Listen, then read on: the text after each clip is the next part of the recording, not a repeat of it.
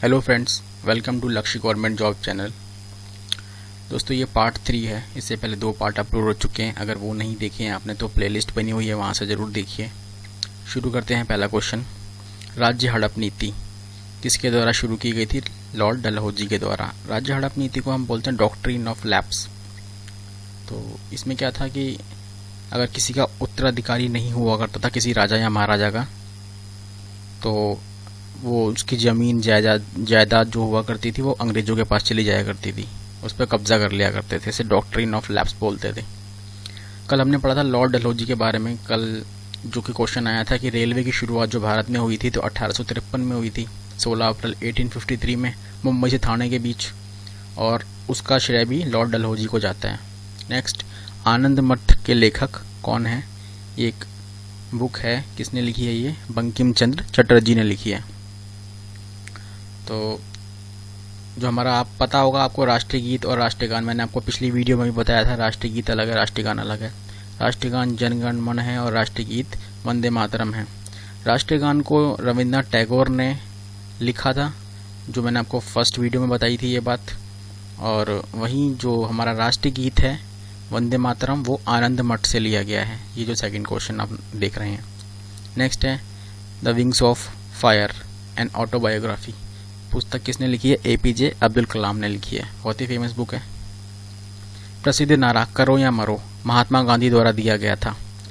कुछ नारे याद कर लेते हैं हम, जैसे जय हिंद। जय हिंद सुना होगा, पुलिस वाले बोलते हैं आपस में जय हिंद। तो ये किसने दिया था? सुभाष चंद्र बोस ने, जय हिंद का नारा। इसके अलावा आराम आराम है, ये बोला था हमारे जवाहरलाल नेहरू ने। उसके बाद जय जवान जय किसान, ये किसने बोला है? ये हमारे जो प्रधानमंत्री थे, क्या नाम था उनका? लाल बहादुर शास्त्री, यस, उन्होंने बोली थी ये बात। और ये जो क्वेश्चन है, ये वाला करो या मरो, ये कब दिया था महात्मा गांधी ने? कई बार पूछा गया क्वेश्चन है। 1942 में, 1942 में, जब भारत छोड़ो आंदोलन की शुरुआत हुई थी, उसी टाइम जो है इन्होंने ये नारा दिया था। और कहाँ से भारत छोड़ो आंदोलन की शुरुआत कहाँ से हुई थी, ये कब हुई थी पहले तो ये जान लो। 8 अगस्त 1942 में हुई थी। डेट पूछता है एग्जैक्ट। और कहाँ से हुई थी? मुंबई के ग्वालियर टैंक मैदान से हुई थी। याद रखिएगा, पूछा गया क्वेश्चन। आइए आगे देखते हैं।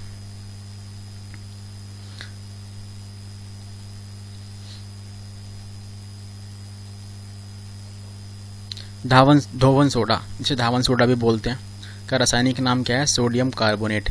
एक होता है धावन सोडा और दूसरा होता है खाने वाला सोडा। तो खाने वाले सोडे को क्या बोलते हैं हम?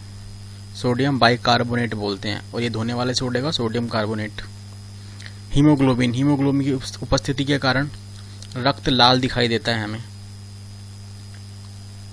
RBC से मिलकर बना होता है।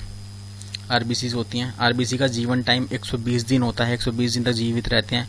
वहीं WBC की बात करें, हमारा ब्लड जो है कई चीज़ों से मिलकर बना है, आपने पढ़ा होगा। मैं आपको हीमोग्लोबिन के बारे में, RBC के बारे में, WBC के बारे में बताया था थोड़ा सा। RBC जो है 120 दिन तक जीवित रहता है। और इसकी डेथ कहाँ पे होती है? प्लीहा के अंदर होती है, जिसे हम स्प्लीन बोलते हैं। वहीं ये बनता कहाँ पे है? RBC अस्थि मज्जा के अंदर बनता है हमारे शरीर में। और बात करें WBC की, WBC का 3 या 4 दिन तक होता है टाइम पीरियड। 3 या 4 दिन तक जीवित रहते हैं वो। नेक्स्ट है, सबसे छोटा महासागर कौन सा है? आर्कटिक महासागर है। और सबसे बड़ा कौन सा है? प्रशांत महासागर है।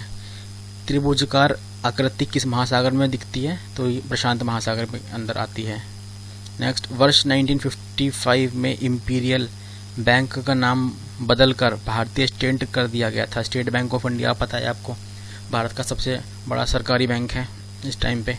Public sector bank, public sector तो नहीं कह सकते, क्योंकि अभी क्वेश्चन पूछा गया था CGL में, इनमें से कौन सा पब्लिक सेक्टर बैंक नहीं है, तो उसके अंदर भारतीय स्टेट बैंक को आंसर दिया गया था। तो पहले इसको बोलते थे इंपीरियल बैंक ऑफ इंडिया। 1955 के बाद इसका नाम बदल के भारतीय स्टेट बैंक कर दिया गया था। वहीं बात करने की, भारत में बैंकों का नेशनलाइजेशन कब हुआ था? राष्ट्रीयकरण कब हुआ था? 1969 में हुआ था नेशनलाइजेशन बैंकों का, ये भी याद रखिएगा। नेक्स्ट है, संगमरमर का रासायनिक नाम क्या है? संगमरमर को बोलते हैं हम कैल्शियम कार्बोनेट बोलते हैं, CaCO3। थोड़ा शायद साफ ना नज़र आ रहा हो CaCO3 आपको, इसलिए मैं बता देता हूँ।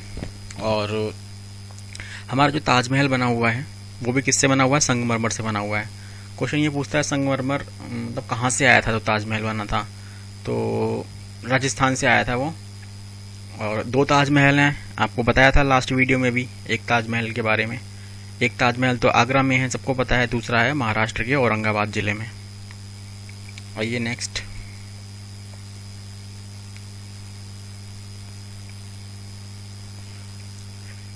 मंदिर निर्माण की कला का जन्म जो है गुप्त काल से हुआ है। मंदिर बनना तभी से शुरू हुए थे भारत के अंदर। हमारे गाजी की उपाधि धारण करने वाला पहला दिल्ली सल्तनत का शासक कौन था? गयासुद्दीन तुगलक था। दूरबीन का आविष्कार जो है गैलीलियो ने किया था। मोहिनीअट्टम केरल का डांस है। और डांस देख लेते हैं कौन कौन सा जो पूछे जाते हैं। ओडिसी बहुत बार पूछा गया। ओडिसी कहाँ का है? उड़ीसा का। आंध्र प्रदेश का कौन सा है? कुचिपुड़ी आंध्र प्रदेश का है। तमिलनाडु का कौन सा है? भारतनाट्यम। और वहीं बात करें कथक और कथकली।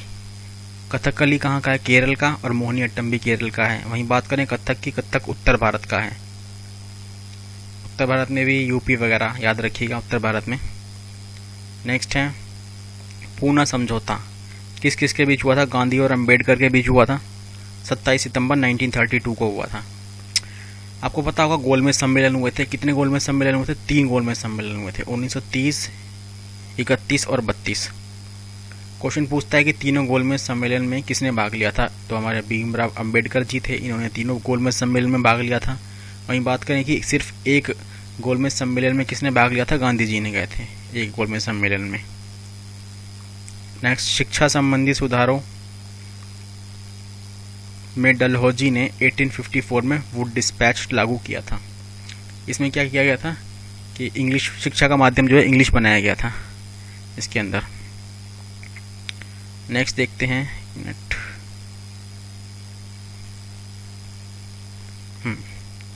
नेक्स्ट है हमारा रोवर्स कप। कल मैंने आपको वीडियोस में बताए थे 2 कप बताए थे। एक कप बताया था, एक ट्रॉफी बताई थी, वो भी देख लीजिएगा ध्यान से। रोवर्स कप किससे है? फुटबॉल से है। और वही बात करें, कल मैंने सैयद मुश्ताक अली ट्रॉफी के बारे में बताया था, क्रिकेट से रिलेटेड है। ईरानी ट्रॉफी क्रिकेट से रिलेटेड है। झांसी की रानी ट्रॉफी क्रिकेट से रिलेटेड है। और आपका डेविस कप फुटबॉल से रिलेटेड है। डूरंड भी फुटबॉल से रिलेटेड है। डेविस आपका टेनिस से है, फुटबॉल से नहीं है। डेविस टेनिस से है और फुटबॉल से कौन सा है? डूरंड कप है। नेक्स्ट है विश्व में प्राकृतिक हीरो का सबसे बड़ा उत्पादक देश कौन सा है? सबसे ज़्यादा हीरे कहाँ होते हैं? दक्षिण अफ्रीका में।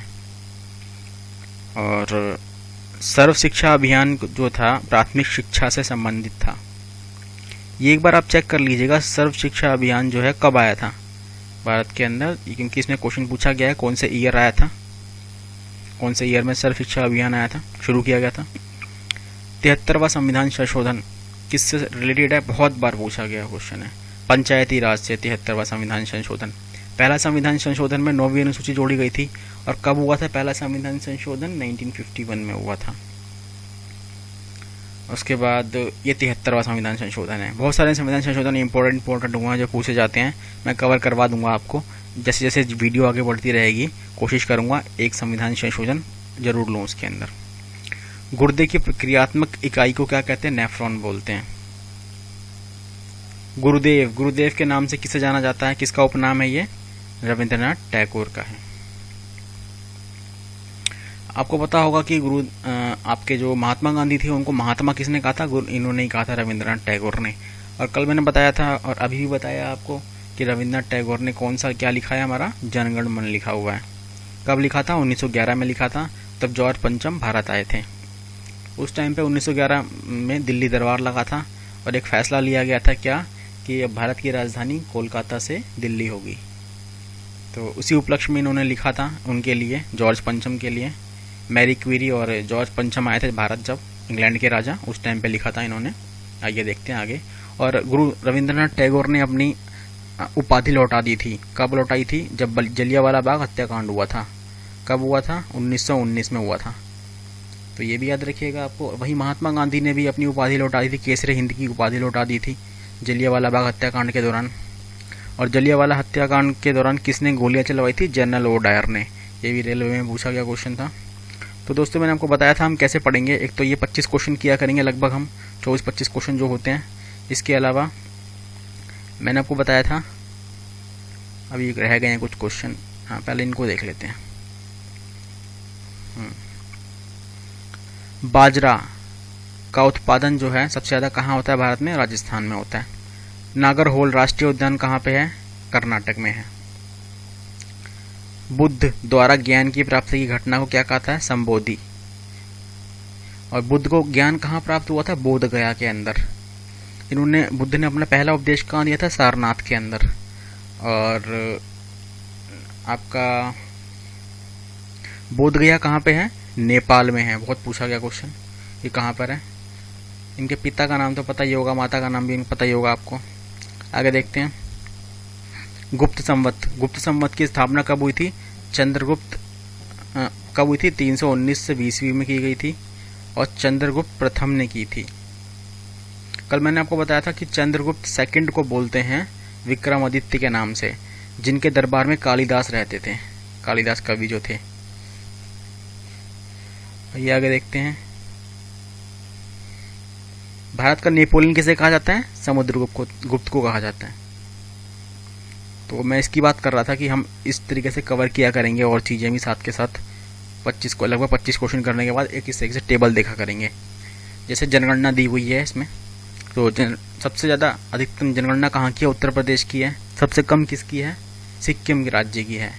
भाई बात करें कि जनसंख्या वृद्धि दर यानी परसेंटेज इंक्रीज कहाँ पे हुआ है? मेघालय में। अगर यानी कि हम नापे पिछले साल से, पिछली बार जो जनगणना हुई थी और 2011 में हुई, तो सबसे ज़्यादा वृद्धि परसेंट किस राज्य में हुआ? मेघालय में। और सबसे कम नागालैंड में बढ़ी है। जनसंख्या घनत्व की बात करें, बिहार में सबसे ज़्यादा घनत्व बिहार में। वहीं बात करें अरुणाचल प्रदेश में तो सबसे कम है। लिंग अनुपात केरल के अंदर जो है सबसे ज़्यादा लिंग अनुपात सबसे ज़्यादा है मेल टू फीमेल। वही हरियाणा में सबसे कम है। इसीलिए हमारे प्रधानमंत्री जी ने बेटी बचाओ बेटी पढ़ाओ योजना शुरू की गई थी, हरियाणा से ही शुरू की गई थी। क्यों? क्योंकि यहाँ लिंग अनुपात कम था। कमेंट में बताइएगा जरूर आप कि कब हुई थी बेटी बचाओ बेटी पढ़ाओ शुरुआत, इस आंदोलन की शुरुआत, इस स्कीम की शुरुआत कब हुई थी? बताइएगा कमेंट में। साक्षरता केरल में सबसे ज़्यादा है और वहीं बात करें सबसे कम बिहार में है। पुरुष साक्षरता यानी मेल्स कहाँ पढ़े लिखे ज़्यादा हैं? केरल के अंदर। और सबसे कम कहाँ पे? बिहार में। महिला साक्षरता दर केरल में सबसे ज़्यादा है और राजस्थान में सबसे कम है। तो दोस्तों अपने सुझाव दीजिए कमेंट के अंदर कि कैसी लग रही है आपको वीडियो। अगर कोई कमी लगे तो आप बताइएगा, मैं कोशिश करूँगा उसे दूर करने की। तो अगर वीडियो अच्छा लगा है तो सब्सक्राइब जरूर कर लीजिए। तो धन्यवाद दोस्तों।